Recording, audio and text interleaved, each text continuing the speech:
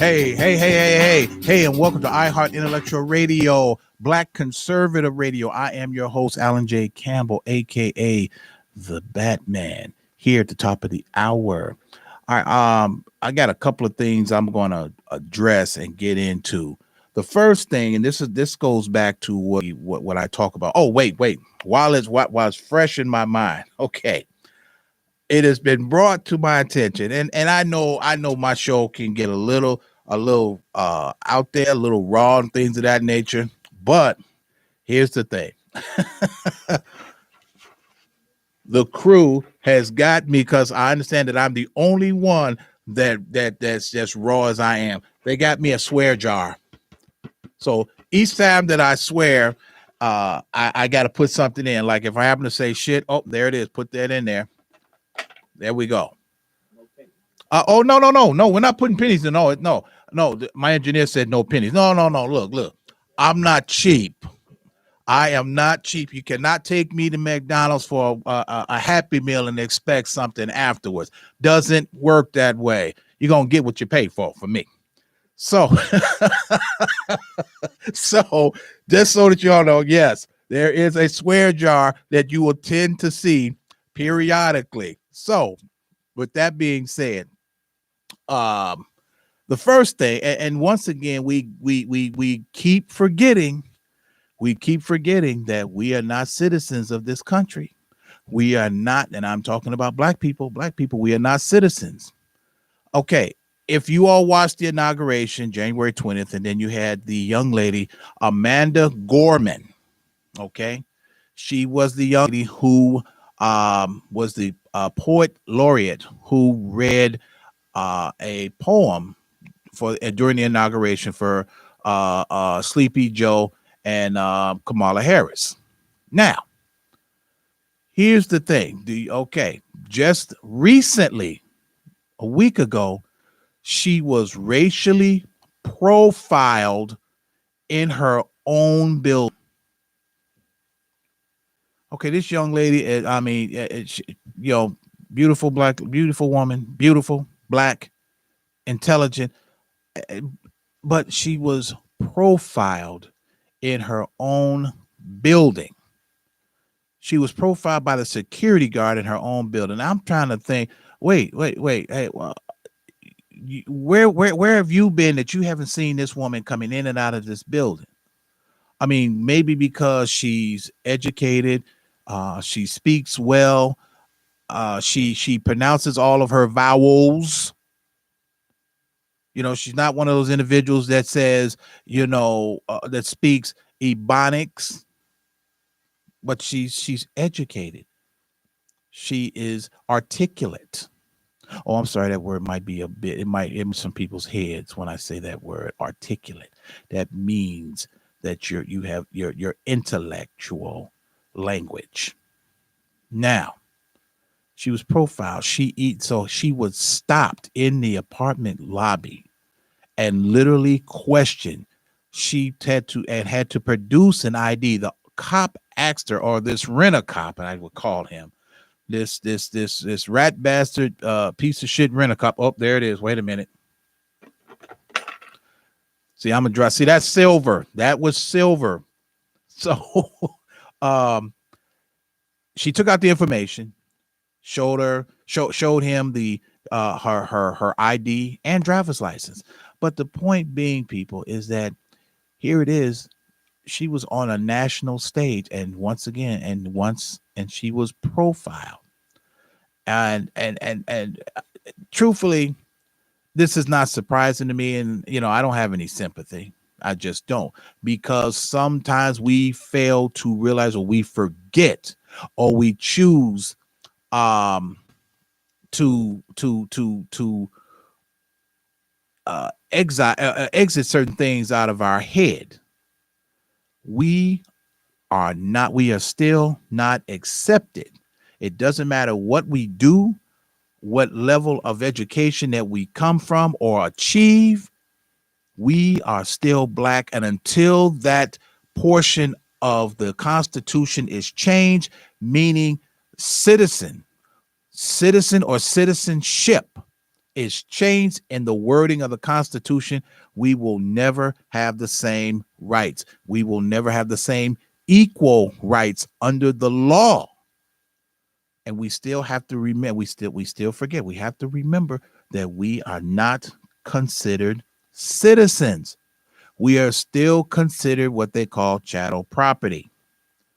And that's going to constantly be a sticking point. Now, today, quote unquote, today is National Women's Day. Okay, I'm not, I'm not being chauvinistic or or gender bashing or anything of that nature. But truth be told, who cares? Who really, who cares? How and why is that important? Here's why. Because once again, going back to the citizenship, going back to what? First of all, we have to fully understand the terminology of women and where they are in the line. And I know that sounds kind of sexist, but I mean, I'm just keeping it real.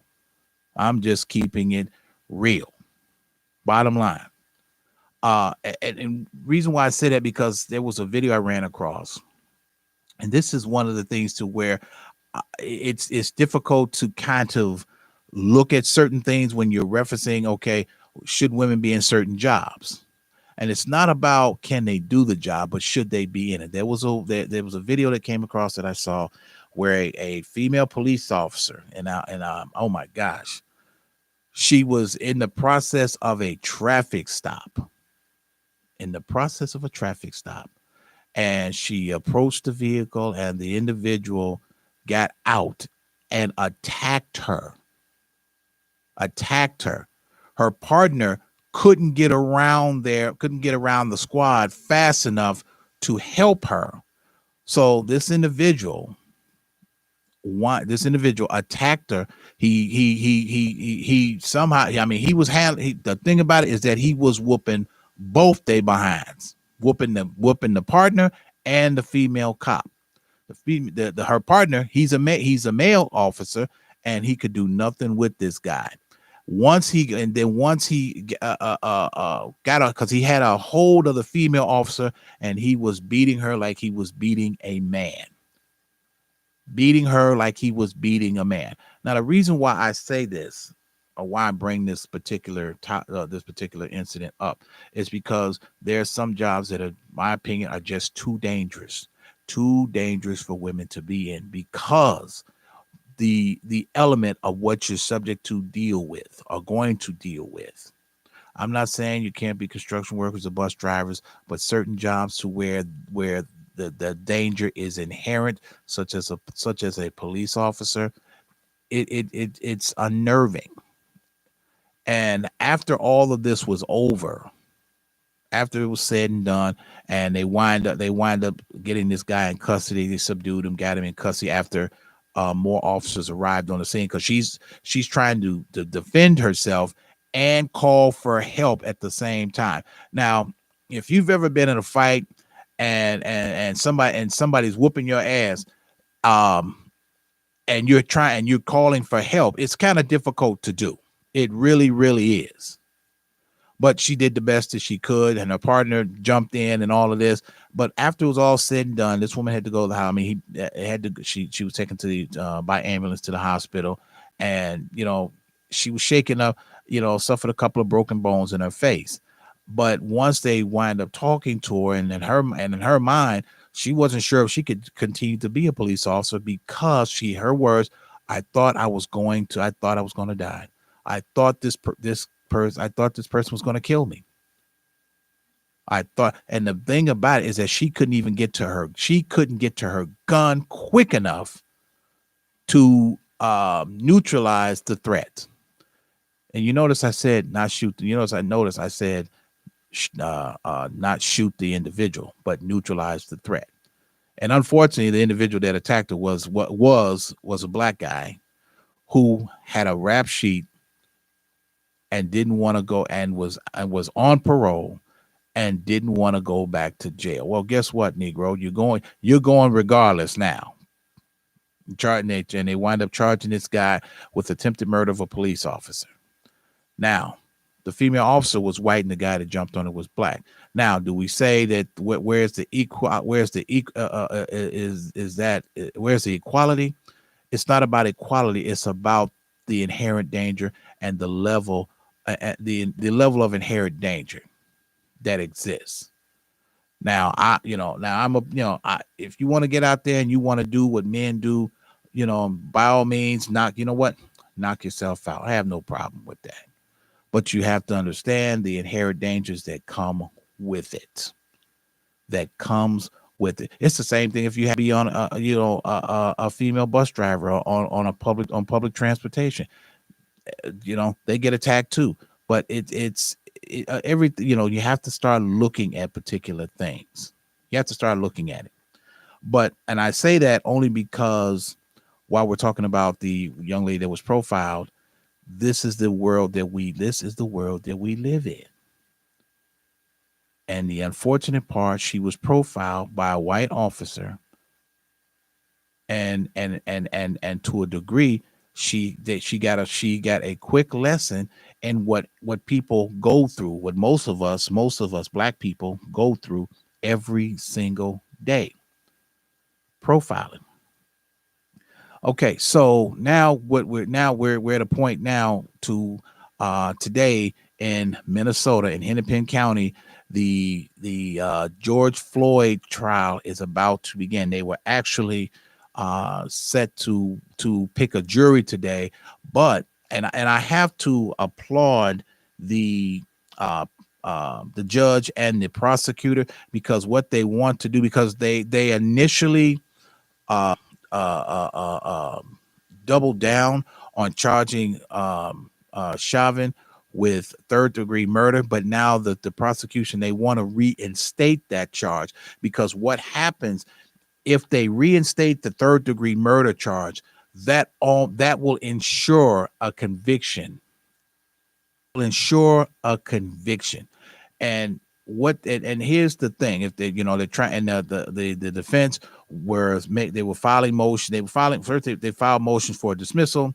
They filing motions for appeals because they wanted the case moved to a more conservative community, meaning that and that's one of the problems with being conservative.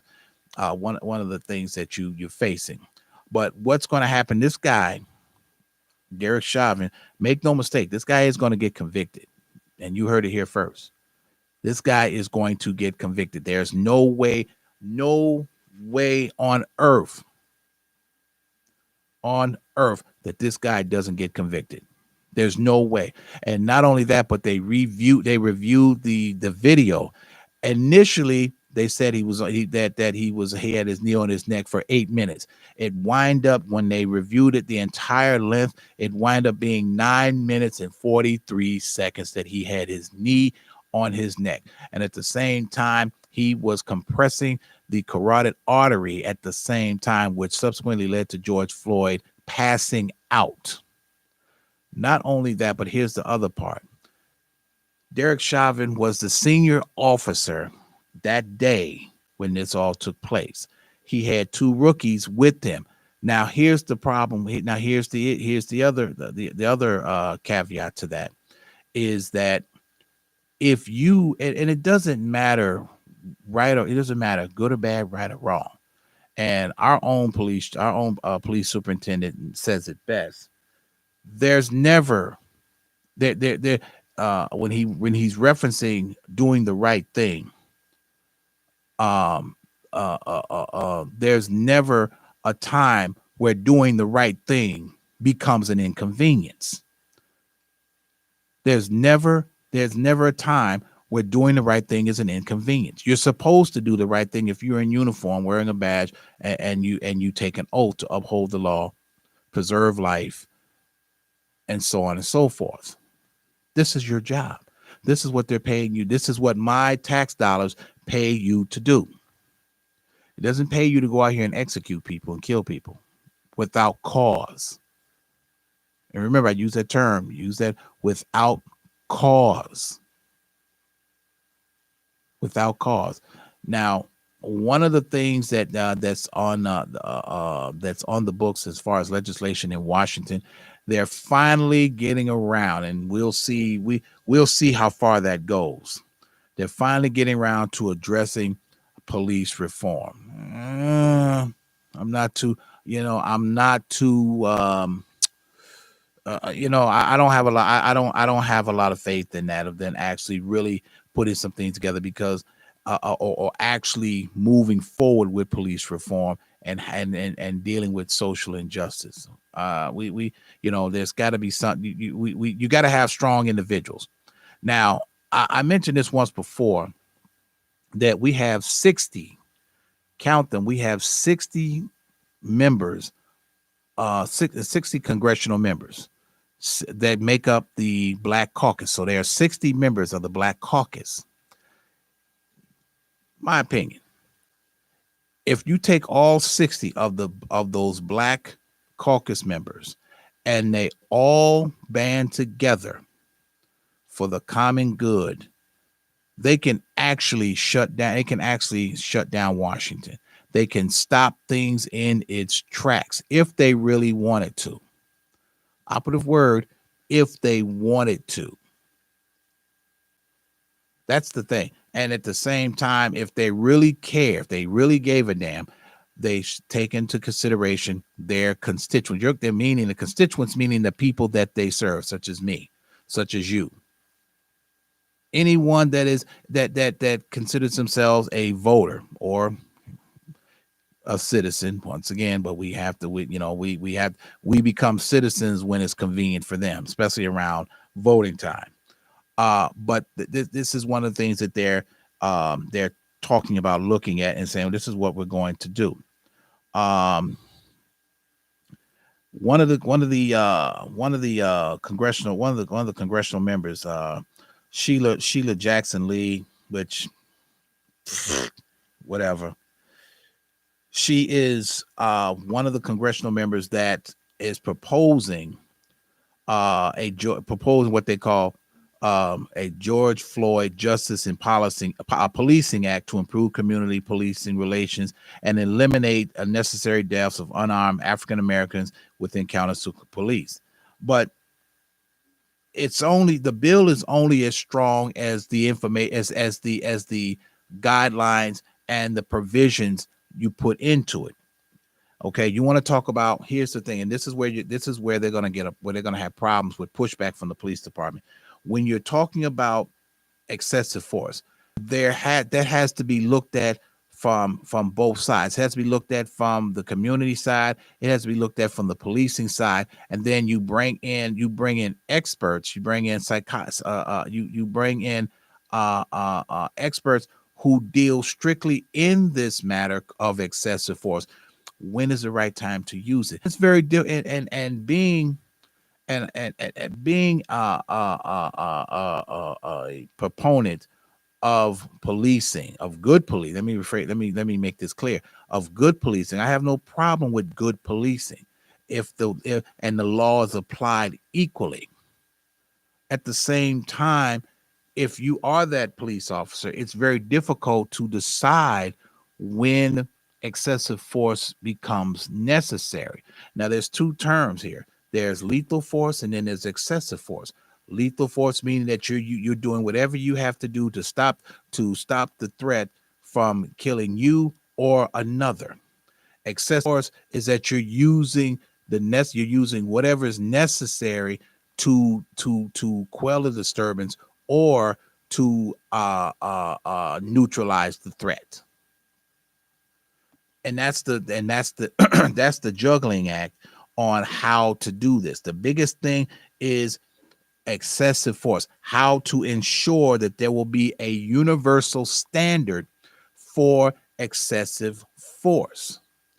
Yes, you're going to get, and see, this is the thing that's really irritating, because you have two people, and I'm talking about Sleepy Joe and Kamala Harris, who have said absolutely nothing about about moving forward and doing this, when these were the two people who put who Joe Biden created the 1993 crime bill that put a lot of black men in prison Kamala Harris, who put a lot of black men in prison, who had a conviction rate of 67%. And most of them, out of the 67%, majority of them were men of color.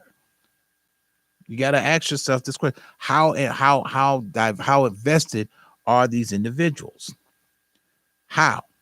Now, going to the Derek Chauvin thing about them reinstating is the Minnesota Court of Appeals on Friday ordered a judge to reconsider adding the third-degree murder charge against the now former Minnesota police officer. Basically, this would hand a potential victory to prosecutors, but setting up a possible delay to start the trial. Now, to go into that, this particular bill would also start to make police officers there would be levels of accountability. That's the biggest thing on why there's a huge breakdown between policing and the community. The lack of accountability and the lack of common sense. Now, the thing about this, and this is why we have to look at things overall. Now, I know there's some of you out there who have had issues with police, but you got to realize this, people. You got to understand this. You have to realize that they're not the enemy. When you hear cops say that 10% of the cops do 90% of the work, that 10%, those are the 10% that you don't even hear about. Those are the ones that may catch a shoplifter and ask him why he did it, and then realize that the guy was hungry, and winds up buying this guy groceries, or winds up buying this some shoes, or winds up doing different things in the community. But nobody talks about that. What we do see is we see the ones that are out here acting completely buck wild and doing the things that they were not trained to do. But these and if you look at some of these individuals were bullied when they were kids, and then they became police officers so they could turn the tables on people. That's not the way that you do things. That's not how it's supposed to go. By no means is it supposed to do that. But this thing with Derek Chauvin and because they actually they paused for a moment because they're waiting for a decision to come down from the prosecution's office to reinstate, operative word, reinstate the third-degree murder charge. The third-degree murder charge. Because if they get that will, like you say, that will almost ensure a victory for the prosecution. Now, saying that they do get a conviction. Now, the next thing, it depends on how much time he will get. Because here's the thing: if they convict Derek Chauvin, the other three they're going to be right in line. They're going to be right in line. There's nothing to save them. The fact that not one of the other three cops even intervened to say, "Hey, man, hey, wait a minute, wait, get off of him. He's not breathing. He's not moving." Even though this individual was their superior officer, somebody had a moral obligation to do the right thing.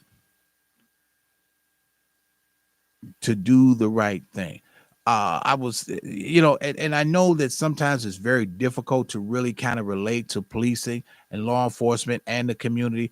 But at the same time, how is it that we can relate to a crime happening in our community, but we don't say anything? We don't go to the police. We don't tell what we know or tell what we see. How does that help us? Well, the first thing people say, well, I don't trust the police. Okay, at the same time, so you're just as bad as they are. We got this this mentality of the no snitch, and then at the same time with the police, there's the blue wall. So both entities are counterproductive. It's counterproductive. Point blank, period. I have no I have no problem with telling something that said, hey, if it's going to make my community better, or the air or where I live a better area, absolutely. I'm a tell on that drug dealer. Absolutely. I'm going to tell on this, and I'm going not, and it's not so much. I'm going to do my duty as a human being and do the right thing. Yes, this is what's going on. This is what's happening. Did you see it? Yes, I saw the shooting. Absolutely. And some people say, well, it's just not easy. You still got to live in that community. What at the same time, do you want to continue to live in fear? Also, we have to. There's a point to where we have to make a decision on what we're going to do and what we're going to tolerate and what we're going to stand for. Okay, so that's the thing. Hey, we're going to take us a little break here on iHeart Intellectual Radio, Black Conservative Radio. When we come back, we will be taking phone calls. So give us a call here at the studio, 708 223-8953 after we come back from this intermission. To my man, Captain Hooks over there on 85th and Cottage Grove, 103rd and King Drive, and 15922 South Kedzie. Captain Hooks, go over there and get you some fabulous food and side dishes. We'll be right back in a few minutes. Atomic batteries to power. Turbines to speed. Roger. Ready to move out.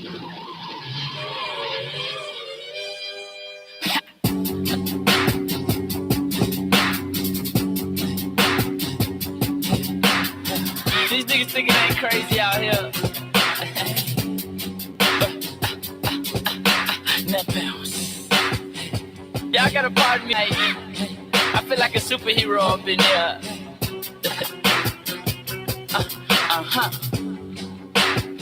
When the spirit gotta hit him, gotta get him like new shit.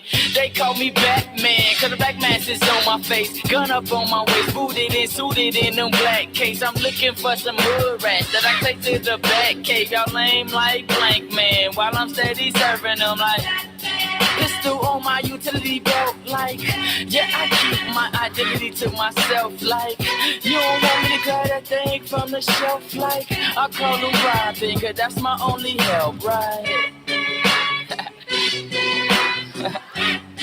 Okay. Girls hit my bat signal when they know that I'm coming. I say, hey, welcome back to iHeart Intellectual Radio, Black Conservative Radio. I am your host, Alan J. Campbell, aka The Dark Knight. It was a question that was asked of me, and it was very poignant and it made sense. So the question is, I want you all to think about this. The question is, how can you be a Republican and not be racist? If I'm saying that right, the way it was presented.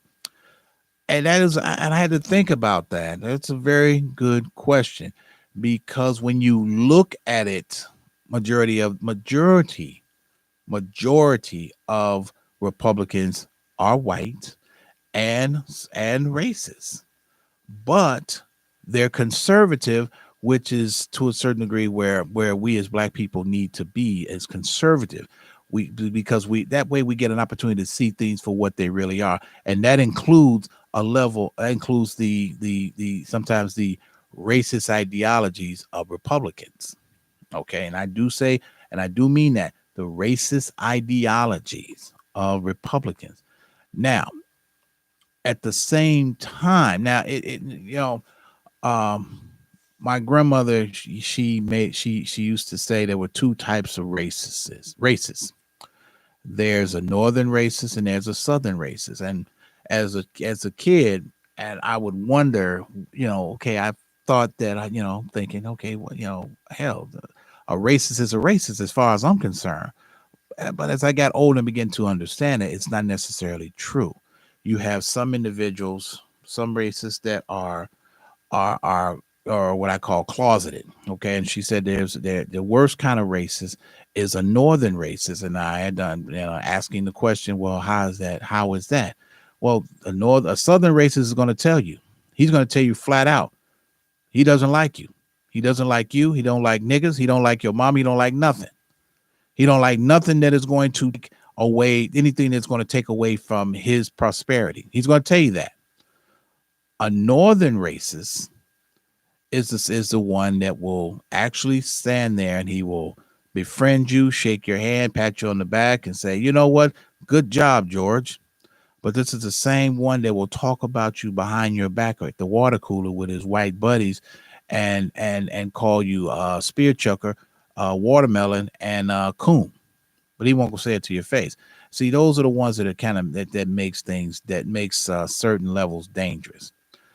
Now, dealing, over the last 20 years, there have been a number of congressional members in Congress that are, that are racist, and make no mistake, your boy Joe Biden, yeah, he's a racist.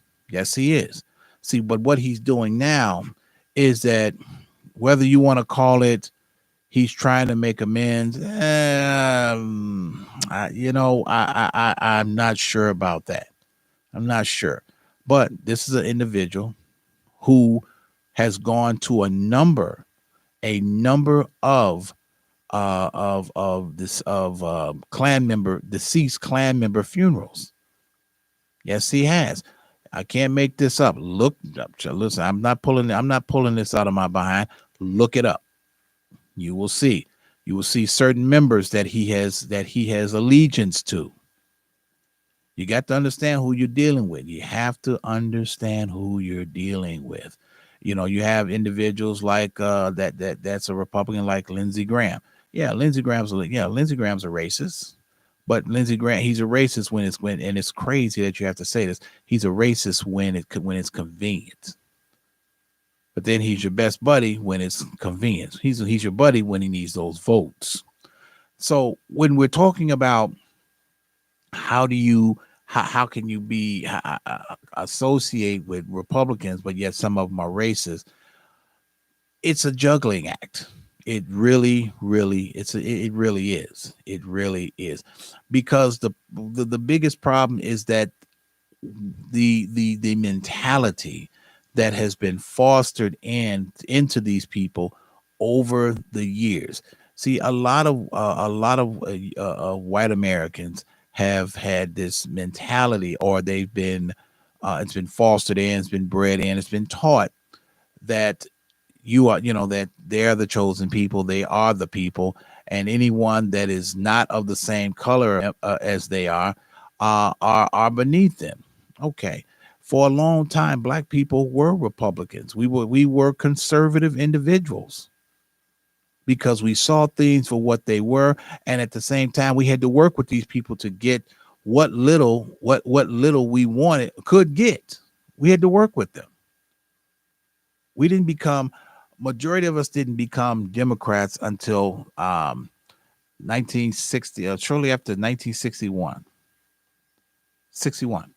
Because we were spoon fed the ideology that Democrats are going to make things better.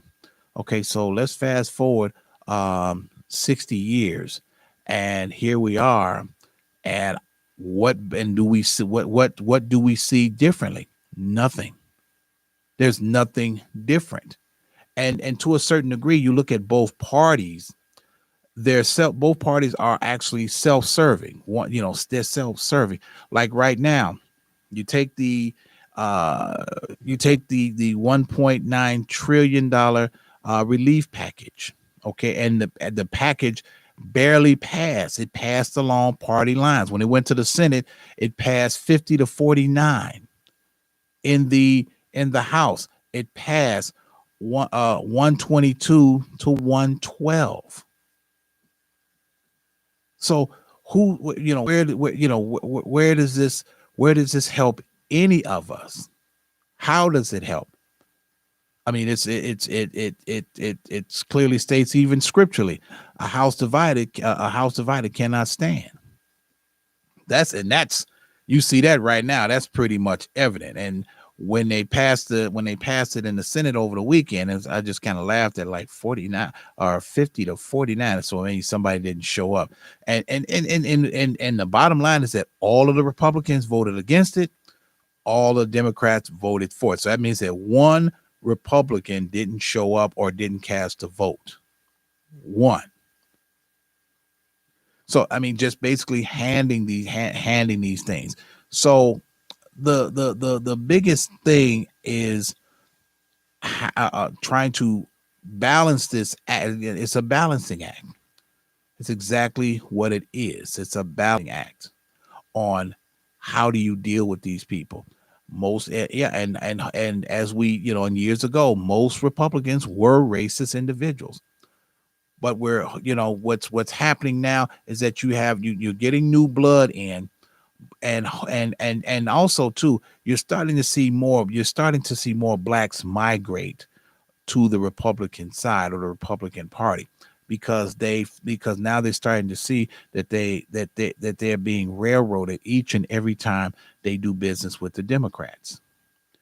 And there is a strong movement towards blacks becoming going Republican, because they're going back to the way things once were, of being conservative and getting things done, seeing things for what they really are, not what they want them to be. We have this package. We're going to see what's going to happen and then go from there. But the thing that's what it is. But the other thing that's disturbing is I have yet to hear, and I say I'm waiting. I'm just trying to see how this is going to unfold, to see what they're going to do about systemic racism, social injustice, police reform. That's going to be the real test, if they're actually going to put this together in the House, pass it, and then walk it over to the Senate. And what is the Senate going to do? Are they going to uphold this? Are they going to gut it? Are they going to pass it? That is going to be the ultimate question. Now, here's the thing. Now, sidebar for a moment. This is the part that really irks me. So today, I'm not sure if all of you heard about, they passed a equality bill, which equality gender bill, which makes absolutely no sense to me. No sense whatsoever. So Congress spent all of this time putting together an equality bill for the LGBTQ community. I'm trying to understand that. I'm really trying to understand that. So you're protecting the rights of these individuals who chose to be the way that they are, not born, but chose to be this way. Once again, where is my bill? Where is my Bill of Rights? Where is my civil rights bill? Because I didn't choose to come here as a black man. You didn't choose to come here as a black woman. Our children, we did not choose this. We had no choice. We didn't have a say so in what color we were going to be. And understand, civil rights is civil rights falls up under your of being discriminated because of your color, something that you had no control over. Nothing. Zip, zero, nada. But yet today, he signed a bill guaranteeing equality rights for the alternative lifestyle individuals. I fail to see how is that relevant. Here we are. We're in a generation to now where they're going to genderless bathrooms, where they are allowing individuals to use their gender at will or on their birth certificate. Oh, okay. Well, today I decided. Well, today I don't want to be I don't want to be a man. Today I want to be a girl. So today I'm gonna change my gender. I want to be a girl today. Sounds like a conscious choice to me. That's what. Yeah, it doesn't. That's what it sounds like. Oh, so then, so I guess I'm gonna be a girl Monday, Tuesday, and Wednesday, and then Wednesday I'm gonna be genderless, and then Thursday, Friday, and Saturday I'm gonna be a guy. Help me understand that. But at the same time, they're ensuring rights to these individuals, but they're not ensuring my rights as a black human, as a black man in America. Also, with this bill that was signed today, they're ensuring certain rights for these individuals to where they receive certain liberties if they are a couple or married. Help me understand this. But if I force the issue of me being a heterosexual black male in America, I'm not showing a level of tolerance. Help me. Tolerance of what? Because this is not something that I want to be a part of. But you're forcing it. You want to force it down my throat. You want to call it. You want to call it hate. No, it's not. Here's the thing, and look, and this is actually true. Do you know that a heterosexual couple will catches hell is hell and high water for them to get in, for one to put another on their insurance plan? A heterosexual couple, but a gay and lesbian couple there's not an issue. They can go to their employer or HR and say they want to put their partner on their health plan, and it's not even an issue. Help me understand. This is the direction that we're going. This is the sidecar. This is the sidecar that we're riding in. How and it's not about fair, but how is that right? If we're talking about equality, that should be broad. That should be for everybody. So if you're talking about equality, there's a level of inclusiveness. See, the real problem started in 2012 when Obama began to make certain changes and talk about inclusions, but he didn't mention black people. We have to, his words were, well, we got to look out for the gay and lesbian community. No, we don't. We have to look out for ourselves. No. So if I get attacked on the street by two white guys, it's not considered a hate crime just yet. You have to look into to see if you have to ask the two white guys that attacked me, what was their reason for attacking me? Well, no reason. We just wanted to, well, our reason was because he ran into our car, but it's not a hate crime. But if I go out and I punch, a transgender individual or lesbian or homosexual in the mouth, I'm charged with a hate crime. How is that right? How right? Here's the other scary part about this madness. So what they're doing too is that they're ensuring they're ensuring rights of these individuals who are transgender, such as there is a rise. And see, this is one of the problems with this alternate lifestyle. When you have an individual that is transgender, transgender, meaning that this individual is masquerading as a woman, but is actually a man, and then is setting up a date setting up a meet for a potential date with another man. Here's the thing: if you're going to do that, don't you think you have I won't even say moral obligation, but don't you think you have an obligation to tell that person who you really are? Don't you think don't you think that's something should be? And so what they have is that they have a rise in transgender killings. I kid you not. There is an increase. I should say that maybe the rise was the wrong word. An increase in killing of transgender women. Okay, because and 99 out of 100, somebody got upset and found out this supposedly woman is a man, and just completely and just lost their shit. Wait, you'll look over. He's gonna look over the top and say, make sure it goes in. Yes, it went in. It was put in. So, but the thing is that don't put yourself in that position. If you are out there, and this is what makes it difficult, and why I'm not understanding. I have a difficult understanding why legislation are not seeing this. Somebody should say, hey, listen, if this is what you're going to do, you need to let this person know.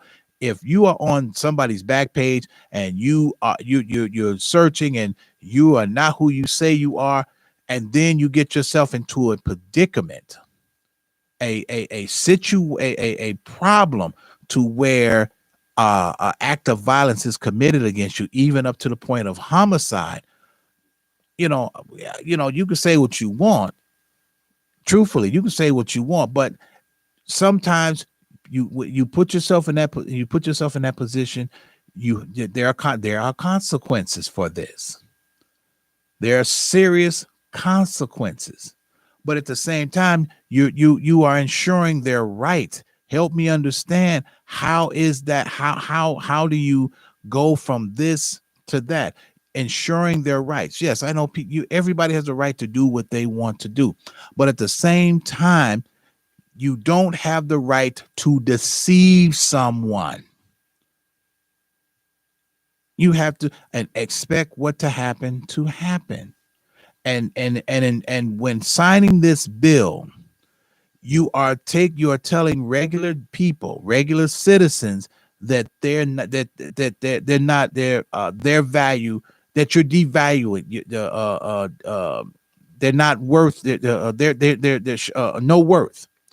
You're minimizing, you're diminishing their worth as a human being, as a heterosexual individual. You're minimizing that, and by putting these individuals over that, when this is a clear cut choice. I don't care. I don't care what anybody say. You should show me some medical proof that an individual show me something medical that a person was born this way. You know why you can't show people? They can't show you medical, because the data is not there. This is a conscious decision. A conscious decision. It's the same way as a conscious decision to do drugs. It's a conscious decision to drink in excess. These are things that have consequences. It's a conscious decision to abuse a child, or to abuse a spouse, a loved one. These are conscious decisions. It's a conscious decision to drink or to do drugs while you are pregnant. These are conscious decisions. This is not something medical. I need to do this. These are things that you have made a conscious choice. I did not make a conscious choice to come to the world black. I didn't make that choice. Did not. But yet, I'm still not considered a citizen in this country. But yet you take taxes from me. I'm still not considered a citizen, but I don't get fair treatment. I don't get equal treatment under the law. But the same individual, but someone else, or the alternative lifestyle community, because that's what we used to call it. It wasn't the LGBTQ. It wasn't all of that, or what they want to call it. They call it the Alphabet City. That's truly what they call it. It's the Alphabet City. These are choices. These are choices. These are decisions. It is. What's really shocking, when you can create a drug. There's a commercial right now, and this is why this equality bill is such a nightmare. You've created a drug to where if a person has HIV, and I kid you not, if you ever see this commercial, it's out there. And what it does is that the medication that they take reduces the virus of HIV to where you can't pass it on to somebody else when you engage in sexual contact. That doesn't make any sense to me. You're dating somebody and say, oh, by the way, I have HIV, but I'm taking medication, so don't worry about catching it. No, you lost me when you said you have HIV. It's nothing to talk about. Nothing. Not a single solitary thing. But what they're doing at the same time, they are pushing this agenda. They're just constantly pushing this agenda, constantly pushing it, and they're pushing it into your face. Now, the Supreme Court is starting to take up certain arguments concerning these particular things right now. And see, this is going to be a battle. This is going to be a battle, back and forth, back and forth, back and forth. But we have to understand that everything that we say and do, it's a choice. It is a conscious choice. Point blank, period. When most of you lay down to go to sleep tonight and then get up and then get up tomorrow morning and put your feet on the floor to go to work, guess what that is? That's a choice. I choose to get up and go to work or not. I have a choice. I can call in sick or not go at all. Not go at all. When these individuals sit down, when they get the jury for Derek Chauvin, they are tasked with a choice to listen to the evidence that is being presented and make a decision. These people are tasked with making a choice of actually accepting jury duty. Everything is a choice.